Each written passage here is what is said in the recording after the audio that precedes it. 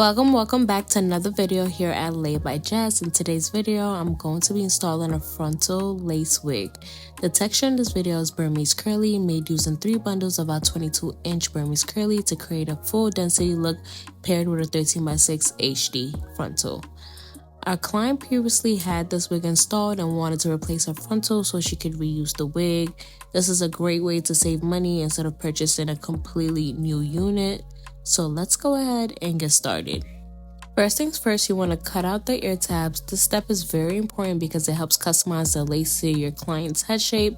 Cutting the ear tabs also give the ear more comfort and prevents having extra lace glued down near the ear area, which can look bulky after the install. Once your lace is properly adjusted, we're going to go in and tint the lace. When it comes to tinting the lace, you can either use a Ruby Kiss cream foundation or you can use lace tint. In this video, I'm going to be using the cream foundation in the shade 16. Make sure you're using cream foundation and not liquid foundation because liquid products can apply too much product onto the lace at once, which can leave your lace looking cakey. I've been using Ruby Kiss cream foundation for years since I started doing lace installs, and I love it because it gives me more control when applying the lace. You're applying the foundation underneath the lace first and then lightly on top of the lace before moving in with the install. Before starting the adhesive process, I always prep the skin using witch hazel. Witch hazel works as a skin toner and helps remove any dirt, oils, or sweat buildup from the forehead where the adhesive will be applied. After that, I go in with our Skin Guard. This is a skin protecting spray that helps the skin before applying the glue. It's especially great for sensitive skin because it helps prevent irritation, bumps, reactions from the adhesive, especially when you have sensitive skin. This is a step you definitely don't want to skip. Once the skin is prepped, as you can tell right now, I'm already applying the lace glue. I recommend using our Late Grip glue. The Late Grip glue provides a strong hold for up to 2 weeks or longer, depending on proper application. It also works great for sensitive skin, perfect for gym workouts, vacation, and long wear installs. If you're interested in trying it, the link will be in the description, or you can visit LAIDBYJESS.com. Here I'm applying about 3 to 4 layers of glue. When applying your layers, make sure you're using a very thin layers and try not to squeeze too much glue at once. If you do apply a little extra, that's okay. Just gently spread the glue out evenly and fast like you see me doing here so that the glue is not thicker in one area than another. You also want to make sure one side is drying before applying more glue. As you can see here, one side is already dry before I go back in and apply another layer. You want to make sure to repeat this process about 3 to 4 times, depending on how long you want the install to last. If you want a stronger and longer hold, you can always add an extra layer. Once the glue turns clear and tacky, you are ready to apply the lace. Remember this step. Once the glue turns clear and tacky, you are ready to begin.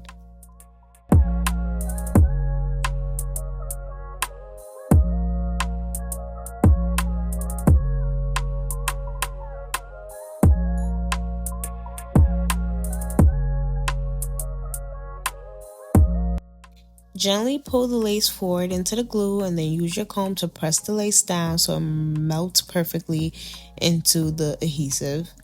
After that, I like to pull the hairline back slightly and then go ahead, comb it all back, and then tie on a lace band and place my client under the dryer for about 10 to 15 minutes.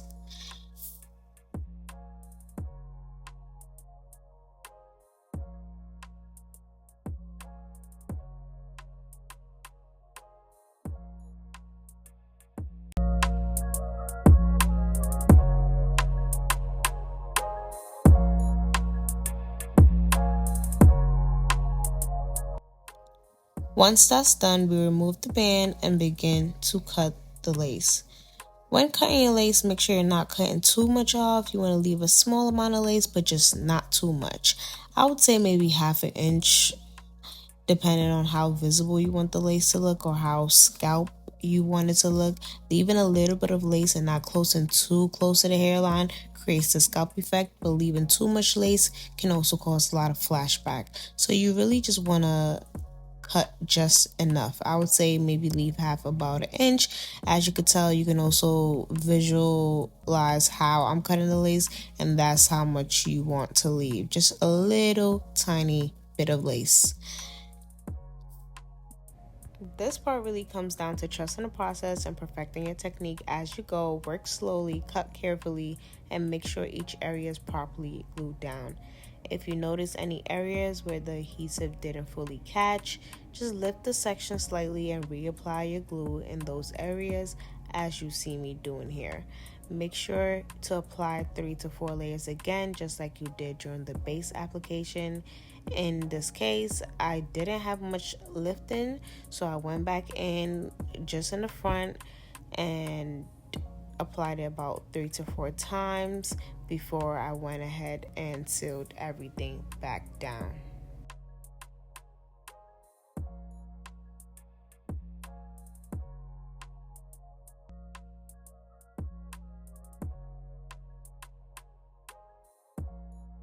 Here I'm using our laser dissolver melting spray to seal everything down and eliminate any ashiness and also give the install an extra hold. After this, I'm going to put a band on and put my client under the dryer for about 10 to 15 minutes while I work on her style when she gets out.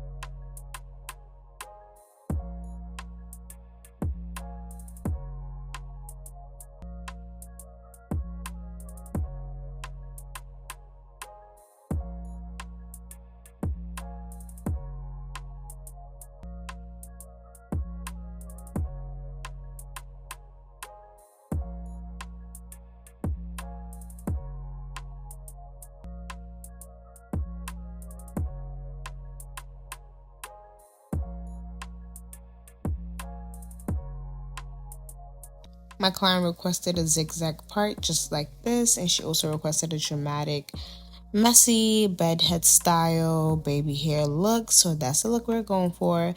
When it comes to baby hairs, I'll make a separate video where I can explain the process more detailed, but for now you can just watch the technique visuals and see how everything comes together.